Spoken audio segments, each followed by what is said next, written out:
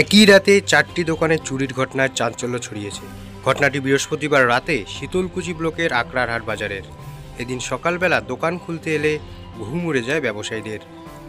বাজারে দুটি সোনার দোকান, একটি মিষ্টির দোকান ও একটি পানের দোকানে চুরির ঘটনা ঘটে।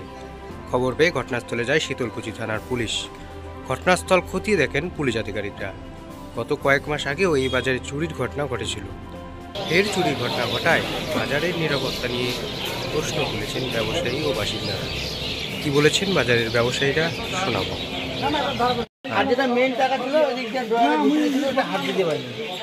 তার সিগারেট টিকিট সব এনে এই যে জায়গাগুলো না একদম উপর দিয়ে উঠছে। দোকানের জিনিসপত্র কি নিয়েছে? জিনিসপত্র মনে করেন যে এখনো ঠিক বোঝা যায় না, কি করে বুঝবো বলো তো।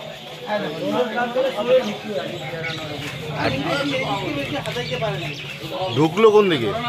এই যে পিছনে সাইডে করে চুলের মধ্যে পা দিতে